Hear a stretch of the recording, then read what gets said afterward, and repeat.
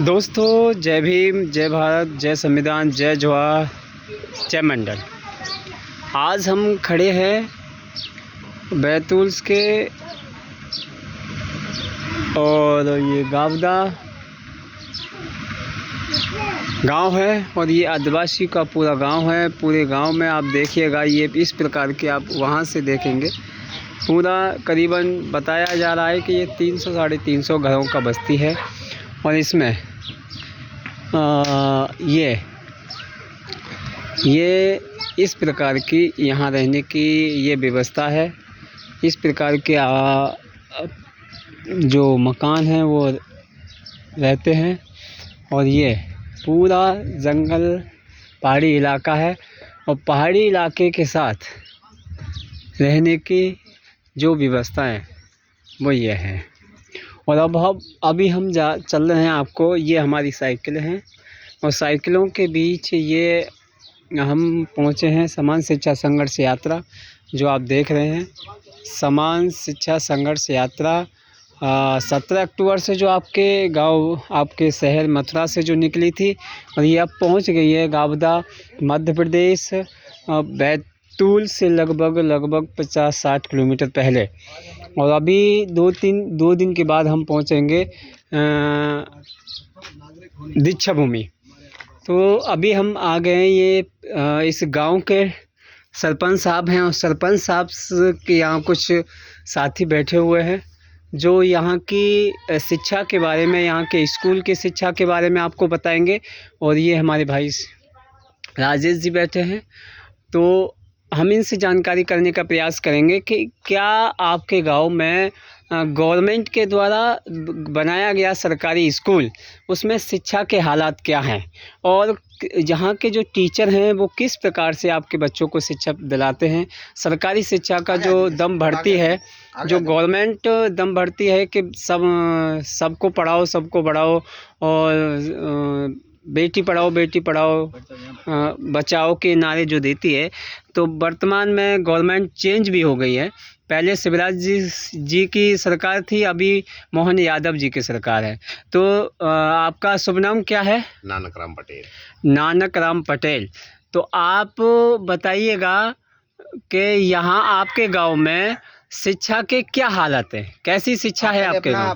पूरा पता दें, गांव का नाम क्या है? मेरा नाम नानक राम पटेल जी, 1 ग्राम बागड़ा का रहने वाला हूँ जी। और शिक्षा की जो स्तर में जो बात कर रहा है, हाँ, शिक्षा तो ये मान के चलो कि समझो मतलब नी के बराबर है। हाँ, क्योंकि अगर बच्चे यहाँ से पढ़ के निकलता है तो उधर आगे बढ़ता है, यहीं से तो सही पढ़े नहीं होता तो आगे कहाँ से बढ़ेगा? यहाँ कैसे शिक्षा पढ़ाई सही नहीं होती आपके हिसाब से? क्योंकि यहाँ टीचर सही नहीं आता है। टीचर कैसा आता है? टीचर आता है तो मतलब अपने मतलब बाजी आता है, कोई दारू पीता है, कोई बस कागज में बोलता है कि नहीं हमारा तो इतना काम है उतना काम है, सरकार एक टीचर 2 टीचर क्या काम, 8वीं तक आज शिक्षा यहाँ मतलब स्कूल है। हाँ। 8वीं क्लास तक और उसमें 1 शिक्षक 2 शिक्षक है बस। कभी आपने शिकायत नहीं की? नहीं, आपने गवर्नमेंट बीडीओ होता है, बीएसए होता है, सीईओ होता है, जो चीफ एजुकेशन ऑफिसर होता है, बेसिक शिक्षा अधिकारी होता है, डीएम होता है, पुलिस थाना होता है। तो इस प्रकार की कि हमारे यहाँ 8वीं तक स्कूल है और 8वीं तक स्कूल में मात्र 2 टीचर हैं, ऐसा क्यों? अब ये तो हमने ऐसा शिकायत नहीं किया आज तक। क्यों नहीं किया? क्योंकि हमें ये चीज का मालूम नहीं है कौन किसको जाना चाहिए, किसका पास जाना चाहिए। ये चीज हम क्योंकि आदिवासी लोग हैं, हम ये चीज को जानता नहीं। कितना एज हो गया आपका? 50 साल। और यहाँ के सरपंच साहब कौन है अभी?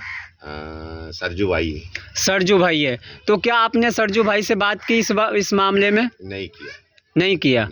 तो आप बताइए कि आपको ये पता है कि जब बच्चा खेलता है तो क्या उसकी माँ उसको दूध पिलाती है? नहीं। इसका मतलब उसको रोएगा तब पिलाएगी। तो जब आप कुछ अभी तक नहीं किसी से शिकायत करेंगे, नहीं किसी को बताएंगे, तो कैसे समाधान होगा? क्या आप अपने बच्चों को अच्छी शिक्षा नहीं दिलाना चाहते? देखो, आपका कहना भी सही है। जब तक बच्चा नहीं रोएगा, जब तक दूध तो मिलेगा नहीं बच्चा को, ये हम भी जानते हैं।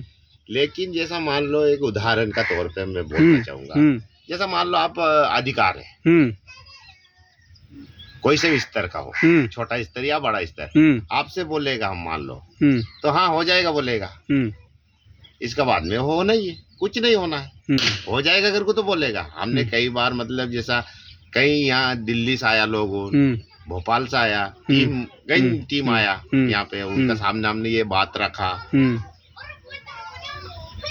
उनसे बोला कि हमारे यहाँ ये स्थिति है, जैसा मतलब जो इस गांव की जनसंख्या कितनी है? यहाँ की जनसंख्या तो लगभग होगा, मतलब आपने शिकायत करने का प्रयास किया है। हाँ। ये आपको ना जाने अनजाने में पता नहीं है, लेकिन आपने शिकायत की है, लेकिन उसका कोई असर नहीं पड़ा, कोई असर नहीं, किसी ने सुनवाई नहीं की, किसी ने नहीं करा। और एक बार जब मैं भोपाल गया था, पटेल उनका जो मतलब वहाँ बैठक था, पटेल उनका बैठक भोपाल में स्वयं शिवराज सिंह चौहान ने लिया था ये बैठक, तो उसमें मैंने बोलने का कोशिश करा था, यानी कि सीएम तक आपकी आवाज पहुंचने का प्रयास किया, लेकिन जैसा कर्मचारियों ने मेरे को वही दबा लिया, दबा लिया, आपकी आवाज को नहीं जाने दिया आपको। हाँ तो भाई साहब आपका क्या नाम है? अनोखीलाल। अच्छा, तो आप क्या चाहते हैं, क्या शिक्षा आपके यहाँ भी है? आप भी यही इसी गांव से हैं? यही गाँव। तो यही हालात है? यही हाल है जी। आपका नाम? बंसीलाल। तो यही आपने कहीं शिकायत की? नहीं की। आपने लिखे हैं आप लोग? थोड़ा बहुत 5वीं, कोई 6वीं 7वीं 8वीं तक भी है। तो मेरे भाई ये हालात हैं यहाँ की एजुकेशन के, यानी कि इन्होंने अनजाने में शिकायत तो की है, दर्द तो है कि हमारे बच्चे अच्छी बेहतर शिक्षा प्राप्त करें, लेकिन किसी भी व्यक्ति ने इनकी शिकायत सुनवाई नहीं की और ना ही कभी इन्होंने की शिकायत का समाधान करने का प्रयास किया। तो मेरे भाई आज इस देश के 75 साल आज़ादी को होने, संविधान को लागू होने के बाद इस देश के हालात हैं कि वहाँ शिक्षा, बेहतर शिक्षा नहीं मिल पा रही है। इसको हमें समझना है, सोचना है, और ये समान शिक्षा संघर्ष यात्रा बस यही पहल करना चाहती है कि देश के कोने कोने में जहां आदिवासी, गरीब, मजदूर, लाचार, बेबस, कमजोर समाज रह रहा है, वहां देश के जंगलों में रहने वाले समाज के साथ आज भी वही कुरीति, वही नीति, वही व्यवस्था की जा रही है, जो कि वो उसी जंगल में रहे और वहीं में जीवन यापन कर दे। उसे किसी से कोई मतलब नहीं है, ना कोई भोपाल जा सके, ना कोई दिल्ली जा सके, ना कोई मुंबई जा सके, वहाँ जंगलों में जिए और जंगलों में ही ख़त्म हो जाए। ये आज की सरकार की मंशा है। तो जागो, जागृत बनिए, सजग रहिए, सुरक्षित रहिए। जय भीम, जय नमो बुद्धाय, जय संविधान, जय जोहार, जय मंडल।